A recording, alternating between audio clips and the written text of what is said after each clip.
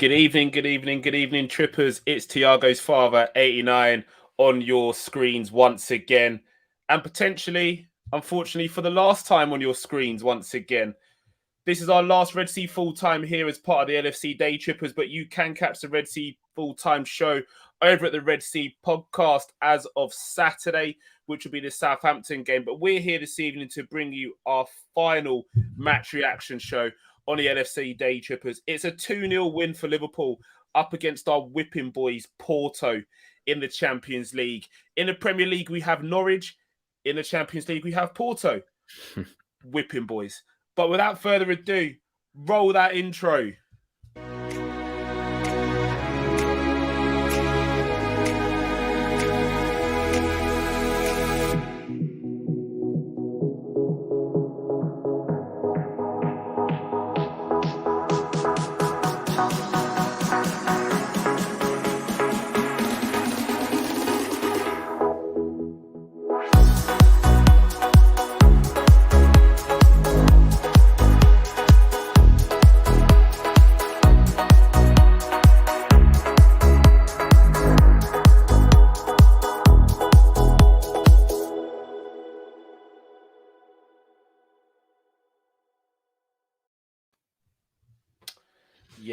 Yes. How are you doing, SS? You good?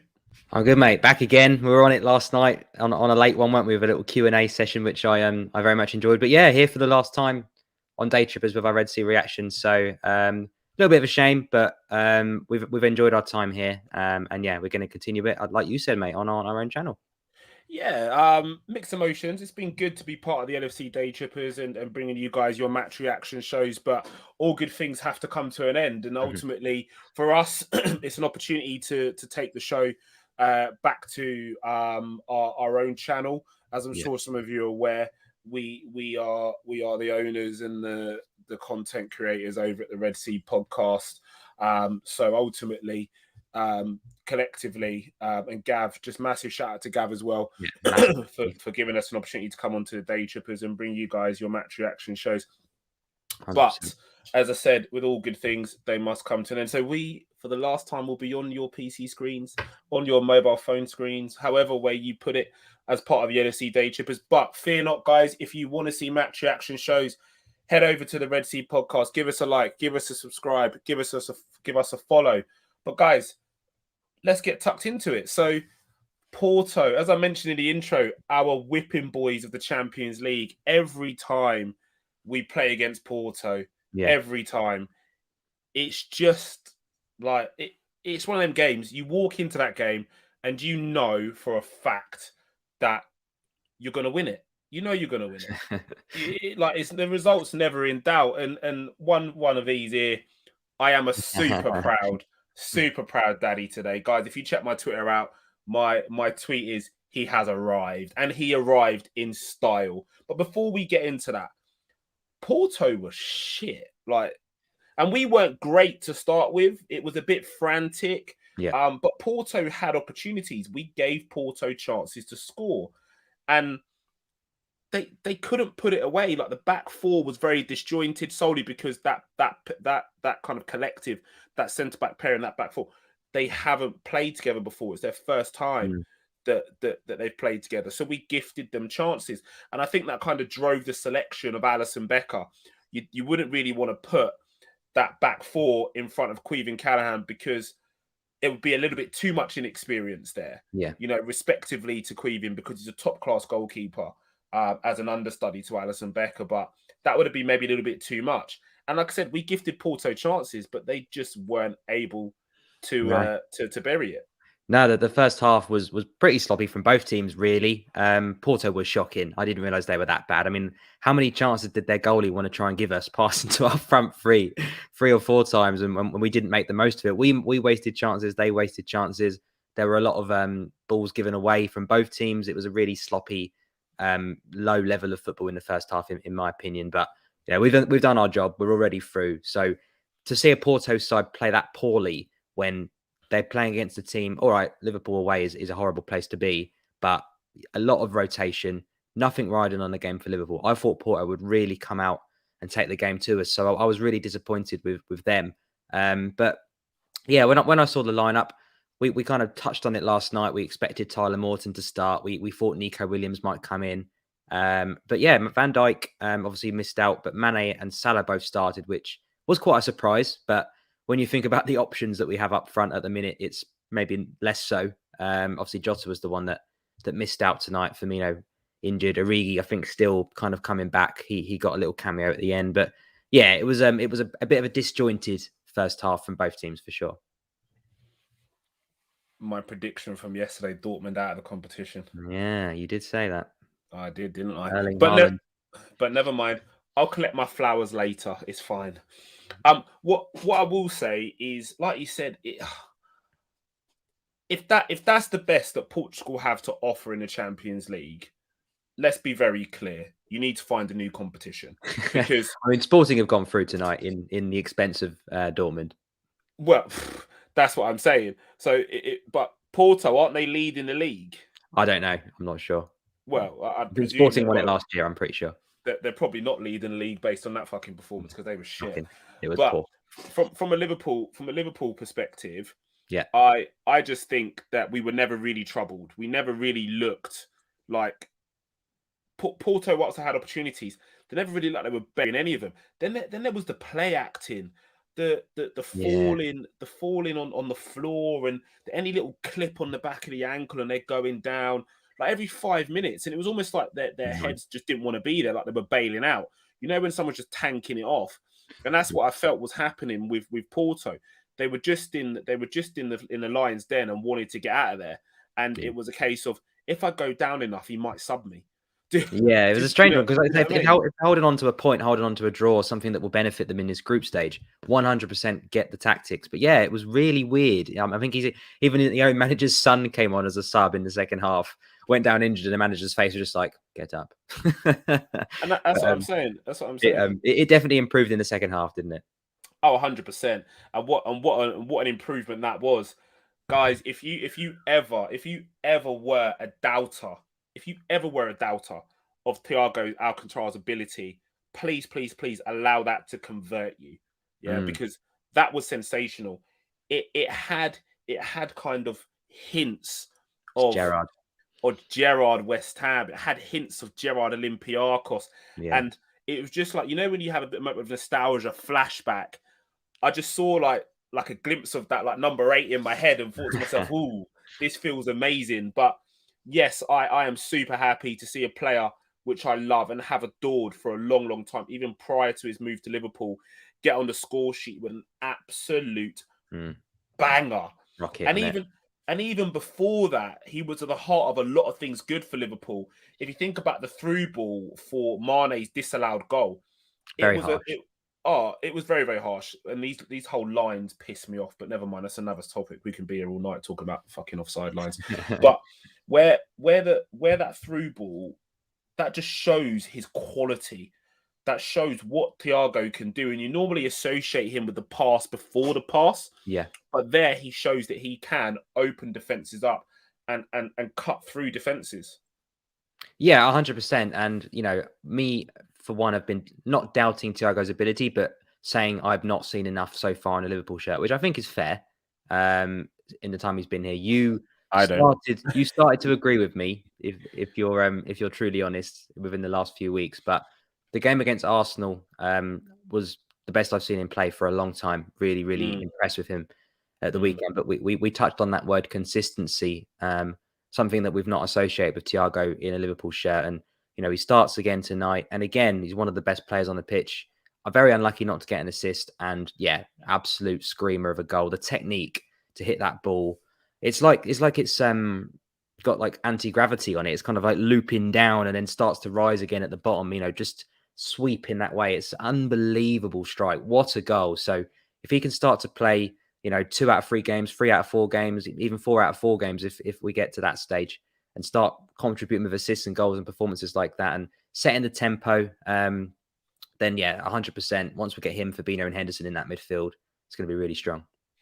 I mean, you're bang on there. You are bang on. And if you want a lesson on how to hit a ball, the technique that he shows to get over the ball and keep it down, and it almost to like clip the top of the grass. Real. It just sails through, and it actually goes through someone's legs as well. So Does it? talk about threading the ball for an eye of a needle. He does that all day long. He meant it. He meant it. He meant one of the it. goals of the season from a Liverpool point of view. If we do the goal of the season for Liverpool at the end of the season, that's in there. That's in the top 10. Yeah, 100%. You know, it's going to be very difficult for players to score those kind of long range screamers and top that. There'll be 9 Salah goals and that Thiago goal in the lineup. I agree. Guys, you're in the comments, and I was about to move on to this in terms of Oxlade-Chamberlain. He was good again tonight. Are we starting to see Oxlade-Chamberlain actually begin to bring back that 2018 Roma, Manchester City kind of form that we associate with Oxlade-Chamberlain? The breaking up play, the striding forward, the trying to get Liverpool on the front foot consistently. SS, I know that you've been screaming out, why did we let Gini Wijnaldum go? Why did we let Gini Wijnaldum go? Are we now starting to see the Oxlade-Chamberlain that in the very beginning of his Liverpool career kept Gini Wijnaldum out of the squad? Gini did not get a look in when Ox first turned up. He was nowhere near it because Ox was that good. Are we now starting to see that Oxlade-Chamberlain again? Not yet, no. Much improved. You know, is starting to feature regularly. Is basically the option that comes in based on injuries that we have. You know, Elliott's out, Keita's out, Hendo wasn't fit enough to start. So Chamberlain's the next one in that list that comes in and gets a chance. And I think, yeah, tonight I thought he was really good. There was a moment when he got all the way back to stop a Porto attack. Really worked his socks off today. I think Ox's back is a bit premature. I think 2018 Oxlade vibes scoring against Manchester City, that's prime Oxlade-Chamberlain. We're not there yet. But in terms of what we need, I think when you've got a Thiago in the team who is a slow, on the ball progressor, you do need someone to do the running, someone to be up and down, which was Gini.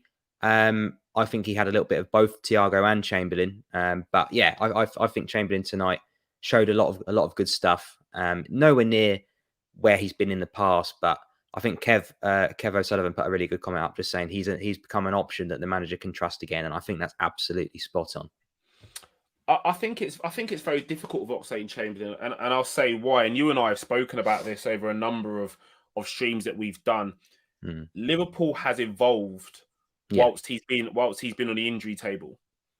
We found different ways of playing. If we look at 2018, it was very kamikaze. It was hit the team high up the park, press, get on the front foot, be chaotic, rock and roll football, heavy metal football that we associated with Jurgen Klopp and his Liverpool team at that time. And it was dominant at that point. I feel now we're a little bit more measured in how we go about our business. And you've said it before, that kind of frantic dynamism that Klopp kind of refers to with Ox maybe isn't really suited in all of our games. Yeah. But like we've always said, when you're a fringe player or you're a squaddy or the backup brigade, all we ever want is for you to come in and contribute. Yeah. Yeah. Because ultimately, you're right, Ox is getting a run of games due to injuries. Yeah. Hendo's been in and out of the team. Fabinho's been in and out of the team. Thiago's been in and out of the team. Keita clicks a blade of grass or walks into the canteen. He's never out for a week, is he? He plays and he's out for 6 weeks, and then he plays and he's out again. Where is he? Where is Keita? Why is he away again? Exactly, and this is just it. So I'll throw this one at you. Okay. You mentioned at the start of the season, you were very vocalist, and I agree with you. I agree wholeheartedly with what you said. Keita or Ox are playing for their survival at Liverpool this summer. I'm convinced of it. One of those two goes this summer. Yeah. Is it Ox at this stage? Is it Ox or is it Naby? Because at the start of the season, guys in the comments, let's be honest, you were all tweeting Naby lad. He's back. He scored a couple of bangers, looked around like, how the hell did I fucking do that? He didn't even know how he did it. Yeah. Yeah. But at the moment, for me personally, Ox is light years ahead of him. He's putting consecutive games together and he's coming in and he's contributing. Keita, like you said, plays 1, he's out for 6 weeks. Plays 2 or 3, out for 6 weeks. Who is it that's on the chopping board? It's a great question. I mean, I look at it with the Sturridge-Origi battle from a few years ago, and the person that won was the person that was available the most. Origi got his chance. He took his chance. He scored the goals in the Barcelona game, in the Spurs game, and ultimately kept his himself ahead of Sturridge. So I still am not convinced of which one will survive and which one won't, purely because we've got 6, 7 months left of the season. Keita will have another chance in the team, another run of games. Chamberlain will pick up another injury before the end of the season. So it's still very much out there, in my opinion. I think you'll probably get... It's a tricky one, isn't it? Because with Oxlade-Chamberlain, if you sell him in the Prem, you get English tax on there. If you sell Naby Keita, you'd think maybe he's more valuable because he's slightly younger. He's kind of potentially could go back to Germany, something like that. So it all depends who's interested, who's played the most. But for sure, I can't see both of them being at Liverpool next season. So I agree with Kev in the comments. I personally would sell both. And sorry for anybody that likes Oxlade-Chamberlain, because I do, and Keita, but I would go and get a Tielemans and a Calvin Phillips and show him in business. Okay, so let's be realistic with this, because I know that some of us in the comments like to play FIFA football, and my co-host enjoys a game of FIFA too. Well, look at Leeds and Leicester; they're shite. Both of them are. But if you go into Leicester and you want to sign their captain, that's 70 M's. Is he their captain? He's their captain. Oh. Or one of their high profile or captains, whatever you want. That's 70. That's 70 M's. Yeah, when you could arguably go and get a player in a similar position in Basuma, it's going to cost you 40 M's. Nowhere near as good. But personally, at the moment, he's better. Look at Brighton's league position. Look at Leeds' position. Look at what Basuma's doing at Brighton, and look at what Calvin Phillips is doing at Leeds. Basuma, for me, is a better signing. Last season, I would say that Phillips is a better signing, but that's the difference between being a top-class midfielder, is that consistency, that yo-yo behaviour that we're seeing. Yes, there's a team element associated with that because they're not playing in fantastic sides, but Basuma is a standout performer in that Brighton side at the moment. Calvin Phillips, even though his performances are good, are not enough to drag Leeds back to where they are. And then when you look at the amount of money that would be associated in bringing Phillips to Liverpool, I just don't think it's realistic for FSG. For me personally, I look at it from the aspect that Naby's the one that's got to go for me. Yeah, we had enough of him a couple of years ago, hadn't we? Let's be fair. Naby was £60 million. He's been at the club for 4 years now. Realistically, barely kicked a ball. Every time he comes in, he flatters to deceive. Yeah. Even when he scores, he gets dragged off. Exactly. You think to yourself, oh, he's back. He's now going to start showing what we need him to show. And then something happens. For me personally, the way that midfield is poised currently in terms of age, you look at where Henderson is in terms of age. We now need to start succession planning. And I don't feel that Naby's part of that. I also believe that Naby represents probably more in terms of resale value than Oxlade-Chamberlain, because Oxlade-Chamberlain's injury record is not great. No. Yeah, we think about the Arsenal days. We then think about what happened at Roma and subsequently after that as well. So Naby will probably represent more resale value, which could allow us to go into the market and reinvest. We look at what's happening at Borussia Dortmund at the moment. They seem to be imploding. Yeah. They have 2 top-class saleable assets at the moment in that team, which could potentially allow them to reinvest in their squad. Yeah, to try and get very nice, them back where they are. I said it yesterday. I'd love to see a tweet pop up in the summer transfer window. Hey, Jude, that would be amazing. Naby Keita going the other way, 60 million plus Naby for Jude Bellingham. I'm sorry, I can't tell you anyone in the comments here that would not be all over that. Tielemans, another one that seems like he's faltering a little bit in a Leicester shirt. It's funny how this speculation starts to come around these players and they start to crumble a little bit in terms of their performances. Look, Kevin Ball, good shout from you. If Leeds get relegated, we go for both. We get Rafinha and Phillips. It's possible. It is possible. But look, we can all sit here and we can have dreams and aspirations as to what players that we're going to sign in January or the summer. The truth is, we're probably not going to sign anybody. So whilst we sit and dream, back to the game. Yes. The second goal. It was a good link up, wasn't it? Really it was a nice. fantastic link up. Henderson comes on the park. He's been on the park for about 10, 15 minutes. Said, "Oh, do you know what, mate? I'll play you through. Yeah, I know you want a goal, so I'll play you through, son." And Mo does the rest. Henderson is still, for me, one of the most underrated footballers on the planet. He's unbelievable. He's so good. He came on against Arsenal, and I think within a minute, the Minamino goal was created by Henderson. So he makes an instant impact, even though he's not 100% fit, clearly, or working his way back from a knock. He's so good. He's got everything. He can tackle. He's the best leader in the Premier League for me at the moment. I don't know why he's not England captain. I know he's kind of lost his place, but he's definitely earned it back. I would suggest where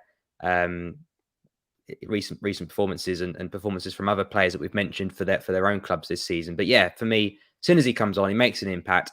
Liverpool, the whole team goes up a gear when Jordan Henderson is on the pitch because they're scared not to, because he will let you know. It doesn't matter if it's a dead rubber of a game. Henderson expects 10 out of 10 effort, commitment, attitude from everybody. And yeah, let's be honest, who are you going to play in? You're going to look at Mo Salah, aren't you? He hasn't got his goal yet. He wants his goal. He knows he's going to be subbed off in a minute because he's had 70 minutes tonight. Lovely little 1-2. Salah cuts in on his left foot, puts the defender on his arse. The goalie for Porto is absolutely shite. Gets it on target and scores a goal. So yeah, lovely stuff. Wraps the game up. We could have had 3 or 4, couple of disallowed goals for offside. I think Minamino looked a little bit Bambi on ice for me tonight. But in that false 9, I don't think it's quite his position, but we move 2-0, top of the group. And if we win our last game, we're the first English club ever to win 6 out of 6 in the Champions League group stages. I agree. Two points I want to get to there. First, let's go with the Henderson one. Yeah. Can you believe that under Brendan Rodgers, we were looking to offload him? I can, because at the time he wasn't very good. No. I'm not having any of it. I'm not having any. He's improved so much. When we signed, that player's always been there. He's always been there. Yeah. Ultimately, he's captained England at every single level. He's captained England. You don't captain your country at every single level and then not be a decent player. So that player's always been in there. When you move from your hometown club in terms of Sunderland to Liverpool, arguably the biggest or one of the biggest teams in world football. Never mind the league you're playing in the world. The scrutiny and the microscope is constantly out on your performances. In that, you come in and you've got your manager that brings you in, Kenny Dalglish, a Liverpool legend. He shows faith in you. He's playing you in games regardless of your performances. He's still showing faith in you and still playing you to allow you to try and get your feet under the table. You've got players in the dressing room that you're not really clicking with because it's well documented that him and Luis Suarez didn't have a blossoming relationship in the beginning. A big character like Suarez is in the changing room and you're a young player and you and him ain't really seeing eye to eye. The managerial change. Brendan Rodgers then walks in with his stupid fucking 2 envelopes and says, one of you's going to let me down. And you're sitting there thinking, who the fuck is this bozo? do you know what I mean? Yeah. Do you know what I mean? Yeah. So I can understand why in the very beginning it was a little bit funny in terms of his performances, that inconsistency. It was a hard time to come into Liverpool, wasn't it? Because we were shit. Oh, it was a very hard. We were shit. We were bottom tier at that point. We were bottom tier. Let's be honest. We were Downing and Donny and all those guys. Yeah, we were bottom tier at that point. Let's be very, very clear. Rodgers comes in and then decides, I want to go and sign Clint Dempsey. Fucking lunatic. It was like a Gary Alonso moment, wasn't it? Yeah, fucking lunatic. You want to go, and don't get me wrong, Dempsey was scoring goals in that kind of false 9 kind of position that he was occupying for Fulham at that time. And Henderson gets offered the opportunity to go to Fulham. And the sheer guts on the kid to turn around and say, no, thank you, mate. Guess what I'm going to do? I'm going to stick at it. And one day, I'm going to captain this club. One day I'm going to lift the Champions League. One day I'm going to lift the Club World Cup. One day I'm going to lift the Premier League title. The rest is history. If anybody has got egg on their face right now, it's Brendan Rodgers. Yeah. If I'm anybody has got egg on their face in world football, it's Brendan Rodgers. Take a bow, Jordan Henderson. 100%. Take a fucking bow. Oh, amazing player. And this whole underrated business, I don't buy into. He's only underrated by rival fans, Yeah, i.e. Manchester United fans. Yeah, that's what I meant. And let's be honest, it's well documented that Sir Alex Ferguson wanted to sign him, but was worried about his running style and the progression of his career. Again, another person who's got egg on their fucking face. I'm 100%. But we move. The other thing I wanted to talk about, the tacky slander. Sorry. He was all right tonight. He was all right tonight, but we have to adjust our expectations of what we're going to get from Minamino. Like, he's a £7 million player, sir. It's like when you used to play football in school in the playground or at PE, and you always get the guys in PE. Out of the 20 kids, 10 of them play football and 10 of them don't. And you always get that guy that I'll just stick him up front. He could do a job. He doesn't play football. He's all awkward, but the rest of us can do the work. That's what he reminds me of. He just looks out of his depth so much. He's much better than that. He's a technical player. The runs that he does, the off the ball work that he does as well in terms of his blindside runs, he's a decent player. I just think that, again, transition is something that has harmed him. He's come into the country in a COVID season, being banged up. He's been here long enough now. No, listen, mate. Can't keep giving excuses for January 2020. We're nearly in 2020. No. Let's have it as it is. He's in a foreign country. Yeah. So 90% of the squad. You're right. I agree. But 90% of the squad didn't come into this club in COVID, where you're banged up in a hotel. I'm not having a Jan 2020 excuse in November 2021. I'm sorry. No. You can't integrate. He struggled to integrate. He's nearly been here for 2 years. A year of that. Years. A year of that. He's banged up in a hotel on his ones, and he was then sent on loan to Southampton to a shitty team. Yeah, and did nothing there. He scored two in two. He had a better goal return last season. He had a better goal return than Divock Origi, who managed to stay at the club. Just as bad. If not worse. And he's been with the club 6 years, and we talk of that Divock Origi is a legend. Let's have it as it is. Cult hero.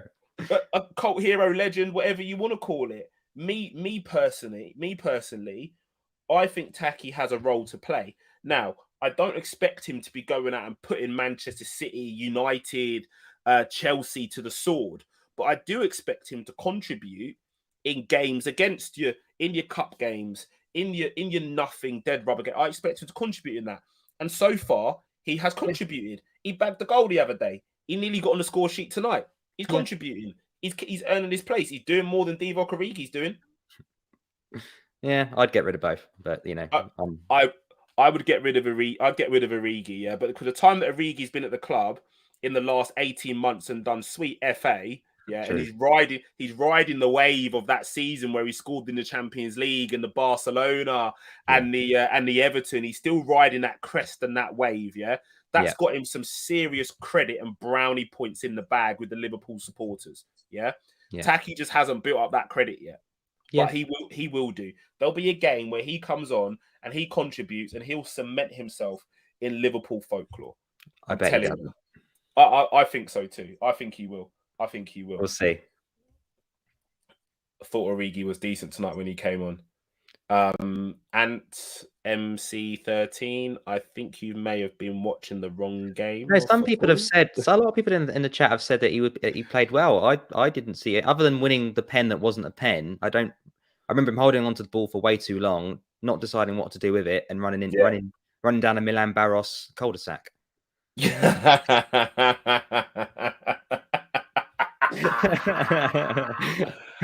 Oh, a Milan Barros cul-de-sac. What number did Milan Barros wear again? 5. Number 5 Milan Barros way. Yeah, exactly. Just down a dead end, down a T-junction, nowhere to go. Probably should have passed that about 10 seconds ago. Oh, hold on a second. I've missed the turning. Yeah, I don't see what he brings anymore. He should have gone on. Red Steve said SS said in about 15 players this summer. To be fair, I'd say about probably half of that. Listen, I know I've had this. Listen, Red Steve, I've tried. I've tried so often. If SS ran Liverpool, I can assure you, yeah, it would be fucking interesting. Because every summer, someone would be up for transfer. Be like, he's had a shit game. Put him on a transfer list. Oh, I mean, genuinely, there is a lot of players in this squad that do not contribute and haven't contributed for a while. And we could raise some serious funds and actually buy. Let's get rid of 7 players that never play and buy in 2 that do. Yeah. Look, shout out to you, Paul Smith. Listen, we don't always agree, but thank you. At last, we found common ground. If you want more common ground, make sure you head over to the Red Sea podcast and give us a like and a subscribe. The match day reaction shows will continue over at the Red Sea podcast. And once again, massive shout out to you, Daytrippers and Gav, for giving us the opportunity to be on the show. At least something I agree on with you. Origi is living off former glories. He is. He's riding that Champions League, Barcelona, Spurs wave. Like, he's riding that. He's there just surfing through.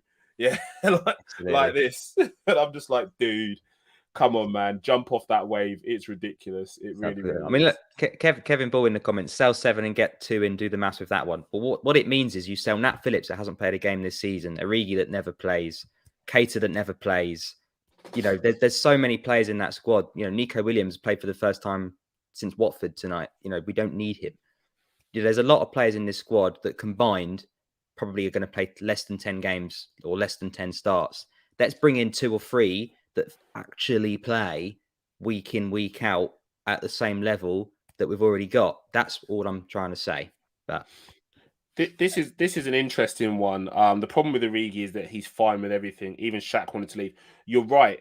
I think personally, there was a rumor which was floating around in the summer before the dreadful season we had, that Liverpool wanted to cash in on Divock Origi and use him as a make weight in the deal that would have brought I forget his name now. Who's the Schalke lad that we had in the centre back at Norwich now? Oh, Kabak. So there was genuine interest from Liverpool in Kabak, and there was rumours that Divock Origi was potentially going to be used as a make weight to go to Schalke to facilitate the Kabak deal. The rumours, so they say that Divock Origi said, "I'm comfortable being a backup striker. What am I going to Schalke for? I'm not being funny. You're a player which is on the fringes, not really getting game time. Surely you want to go out and play football, whether that be at Schalke, whether that be at another team." That, for me, if it is true, summed up where Divock Origi was in his career. He's just very complacent. He's happy with coming on, making cameos, contributing in some games, not really. But I don't think he's really pressed. Like, he's not really. He's looking at it going, well, they got Mane. He plays every game. Salah plays every game. If Firmino's not fit, Jota comes in. Occasionally, Mane might get a bit of rotation with Jota. So where do I fit into that? Well, go and force yourself in somewhere. Go and prove the level of ability that you have. You've been at the club for a while. You've been part of the club for a while, to a point where we signed you and loaned you back. So you've been here in and around this setup for a while. And yes, there's been times where he's contributed. He scored important goals. I think about the Everton one. I think about the Barcelona goal. I think about the goal in the Champions League. There's others where he's contributed and scored important goals. He has. But I think that as a fan base, we have this ability to show sympathy and be empathetic and be and all this nostalgia and fluffiness sometimes. And we go, but he's a legend. You can't sell him. No, sometimes players pass their sell-by date. That's not a slur on Divock Origi. It's just that at the moment, in this current setup, you are not functioning. So you need to go somewhere where you can play games and showcase what you can do. It's as simple as that. And a lot of bits here that he's back in the Belgium squad. Let's not forget Lukaku's injured. Yeah, and after Lukaku, it's Origi. After Origi, it's Benteke. After Benteke is Batshuayi. Yeah, the levels just drop. And they talk about this Belgian golden age that Origi's part of. Like, they won nothing, have they? This is a really good one. Milner's booking pissed me off. Do you not realise what he did? He's obviously wanted to get suspended for the last game on purpose. Klopp's face when they panned to him was like, I wonder if no one's going to realise this. He's obviously stood right in front of the free kick in a dead rubber game to get suspended for another dead rubber game. So he's available for the last 16. For last 16. It takes the risk away because cards are rolled over, aren't they, in the last 16? So it takes the risk away. So clever gamesmanship from... Speaking of gamesmanship, mate, I'm going to ask you a question because it did pop up earlier in the comments. Atletico Madrid lost at home to AC Milan in the other group game for Liverpool's Group B. They are now bottom of the group. Listen, before you say, I am taking the L against AC Milan and I'm putting Atletico out just for shithousery. Yeah, I'm taking the L just to see. Everyone in the comments is the same. Yeah, just to see Simeone's face. I'm taking the L. And Simeone's very clever with what he's done. I was discussing this today with a co-worker because he's teeing this up. He's preparing this. Yeah, because anyhow Atletico go out, bottom of the Champions League. Not even Europa League. It will be like Liverpool did this to us. They lost on purpose to put us out. This is Klopp shithouse behaviour. And it all stems from the fact that you refused to shake the manager's hand. So guess what, Rude Boy? You get whatever comes your direction. Total shithouse behaviour. Flunk the game. Play the kids. Play all the kids. And the dinner ladies. Yeah, and the dinner ladies. Play every single one of them. Like give Sandra in the dinner queue Alison Becker's gloves and get them shithouse teams out of the tournament. Yeah, 100%. Really. I hope he goes out. I hope he goes out. And you know what? I'm here for it. Forget the whole, we're the only English team to ever go through unbeaten. I don't care about that. Yeah, we're through. What I do care about is giving Atletico Madrid the revenge that they are. Do you know what? I spoke about it before, the revenge tour. That would cap the revenge tour. That would cap it. Just to see Diego Simeone's face. There you go, in your face, Diego. It would be brilliant. In your face. There was another good stat as well. I think they said Liverpool were the first English team to score 2 or more goals in consecutive games, 16 games in a row since Wolves in 1939. So the goals do not dry up, do they? Unbelievable this season. No, we're scoring at will. And again, I'll call you out on this. Back in the last season, as our friends in the comments have discovered, you wanted to sell the whole fucking squad. Well, I never actually said that. What I did say was last season. What I did say. Oh my god! Last season, Mo Salah was the only person that was scoring any goals for us. Bobby and Mane did not score enough goals last season. And what I said was, going into a season with those two... Oh, God. I'll let you finish. I'm actually crying. All I said was, going into a season with Mane and Firmino, if they continue that poor form, is risky. Yeah? Luckily, Mane has started to score goals again. Oh, my God. So, I'm actually crying right now. Hey guys, I apologize. I'm really sorry because me and SS had many arguments over this. We had many a battle on this. And Kev Sullivan, just take the LSS. I never said sell. I just said don't rely on Mane and Firmino because they might turn up like they did last year and not do anything. So, oh my God. And Mane and Firmino turned around and said, SS who? We're going to just start bagging. Brilliant. That's great. I'm really happy that happened. I'm just saying it was risky because if Mane and Firmino carried on that poor form from last year, Mane himself said, I've had the worst season of my life. I'm not thinking. What have I said that's wrong? All I said was Mane and Firmino were shit last year. They've improved this year. Great. I'm happy about that. There's no L. There's no humble pie. Mate, my eyes. We don't sign anybody, do we? So, you know, we just had to hope that the same 11 just improved. my eyes are fucking streaming. The comments are coming for you. I never said sell. I never said sell any of the front three. I said add to it, and I think everybody would agree with me. Oh my God! Hey guys, listen. This is crazy. This is absolutely crazy. Oh dear. All I'm saying is, if we've got a front four that you mentioned, which doesn't include Origi, and one of them are injured, you're down to a front three.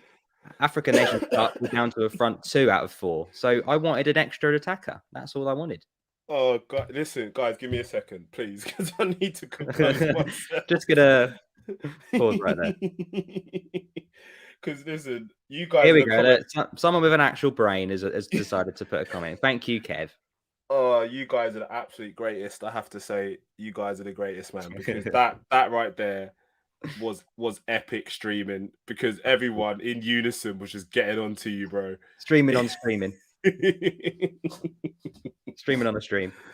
Oh man! So guys, listen. Like I said, if you want to see more of me crying on screen, make sure you head over to the Red Sea podcast and give us honestly, look, real tears. Look, my eyes are red because I was crying so hard. Real tears.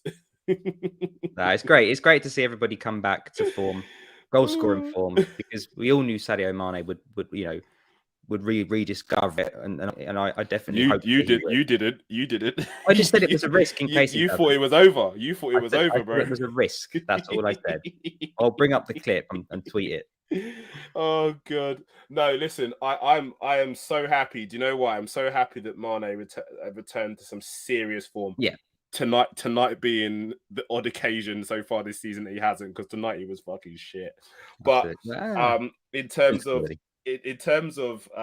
his performances up until now, they've been exemplary. Like, he's been unreal. And you're right, by his own admission, he had a bad season. But I often say you can only judge these players by their own lofty standards, because they've been so far ahead of everybody else in the league that it's unreal. And when you start to benchmark players against the rest of the bottom tier fodder that's been in the Premier League for the last 3 years, it's unfair.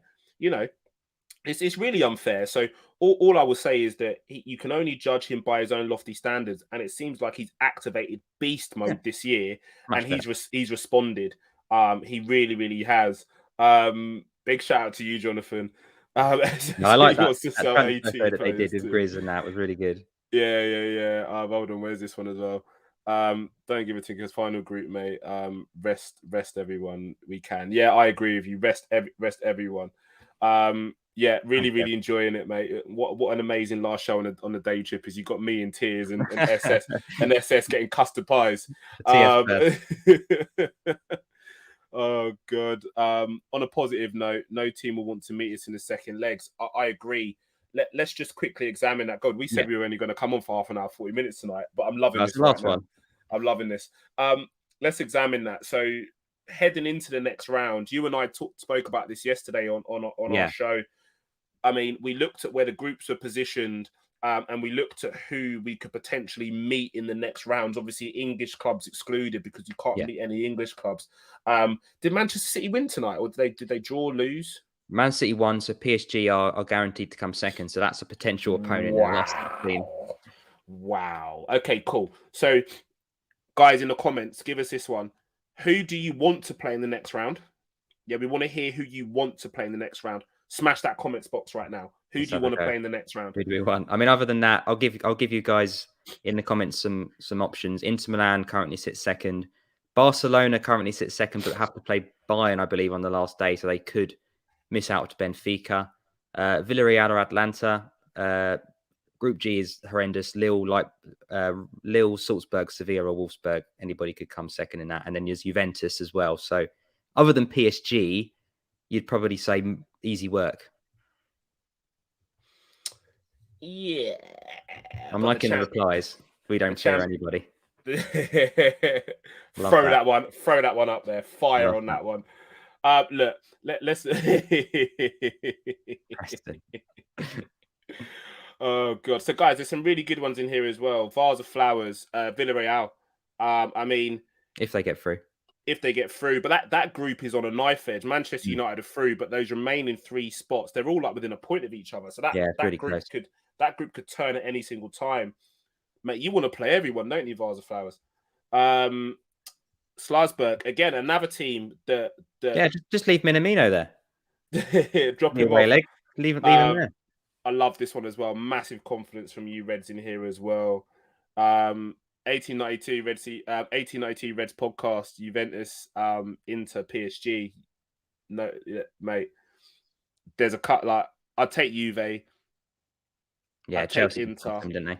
I'd take Inter. I might try and swerve PSG until the later rounds because let's be honest, they've got Messi.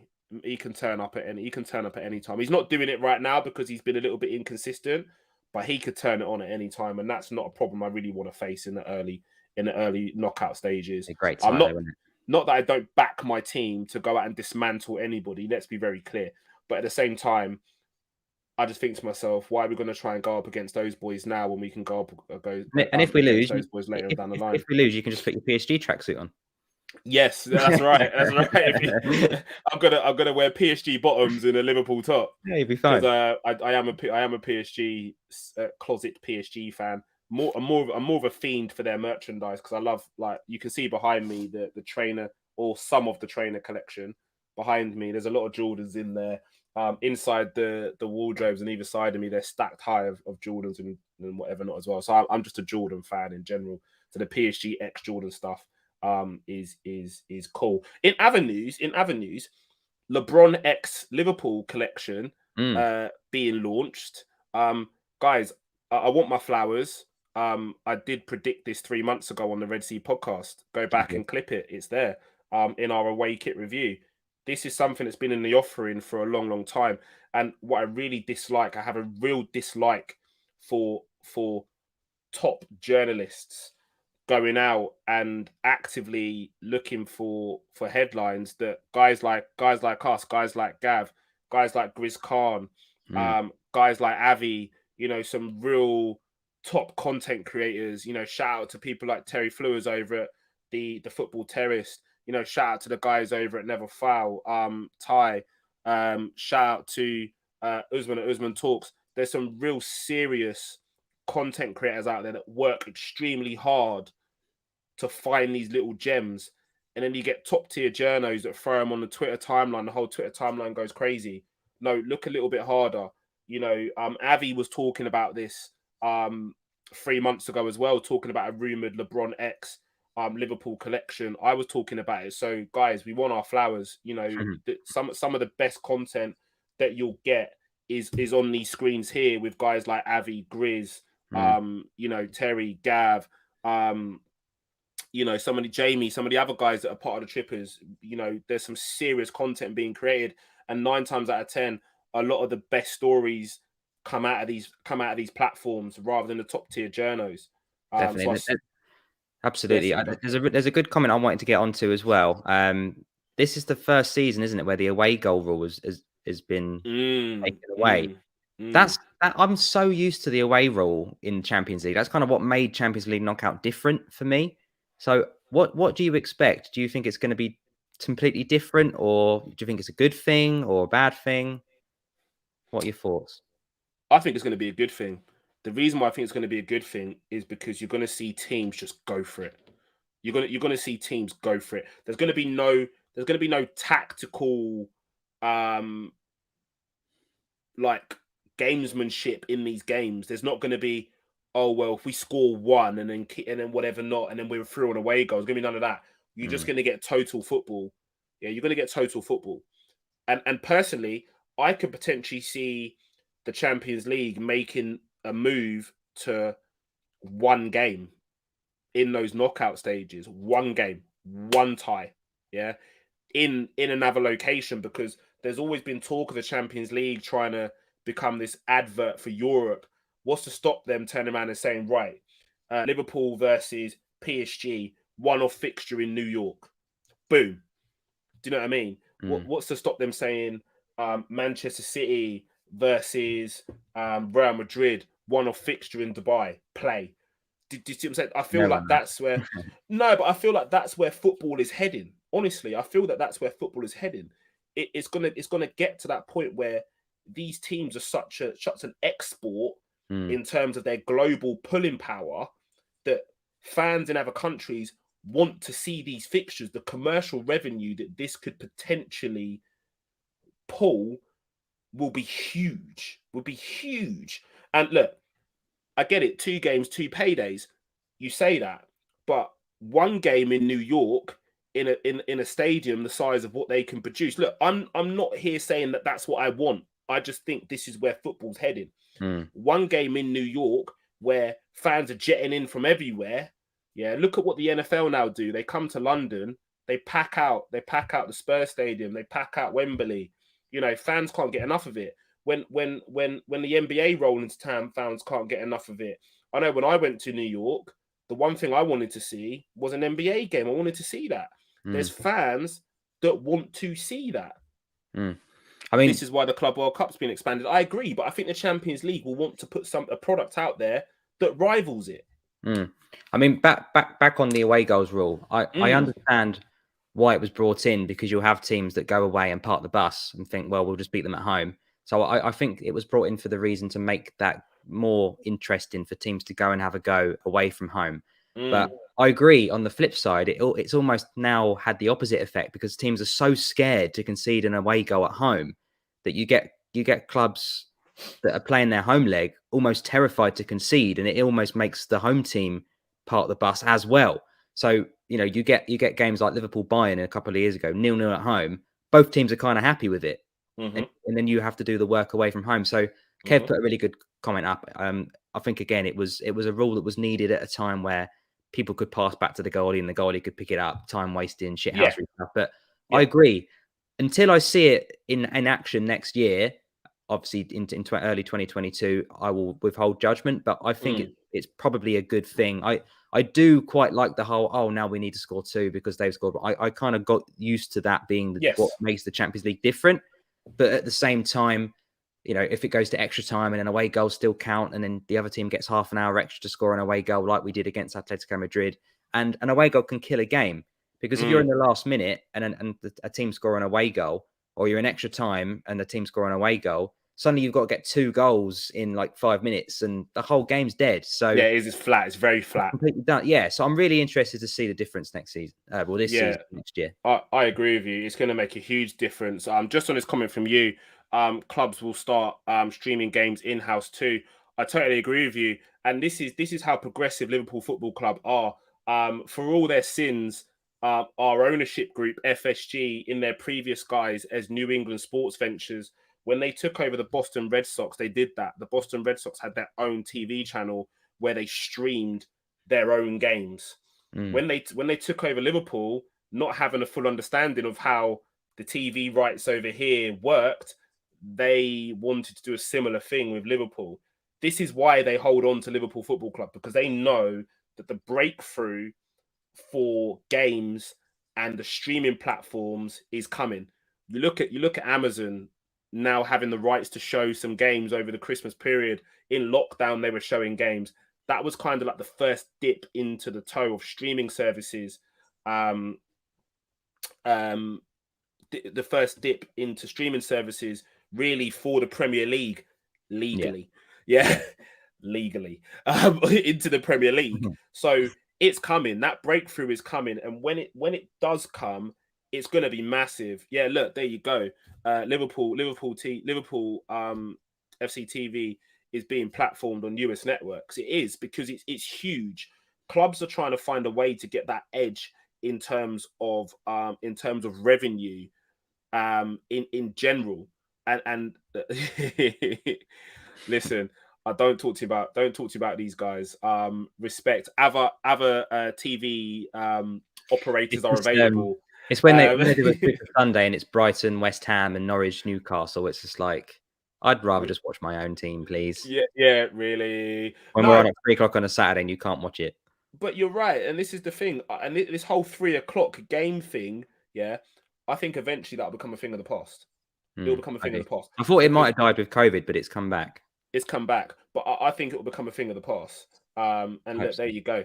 That's why FSG will not sell, and it's true, they won't sell, because of the way that Liverpool are as an export around the world. We are a global superpower in terms of what revenue we build, around the world, which is mega. So we put the world to rights there. We've put the world to rights. We've discussed everything. We've discussed everything from how Liverpool have slayed our whipping boys in Porto once again, through to LeBron X, Liverpool collection, through to TV deals and how they're structured, and through to how Liverpool are going to play in the next round. So we're through to the next round. Well, we were through to the next round as of last game. We're more through. We're more through. I just think that we're in for a special season this year. Honestly, I think we're in for a special season.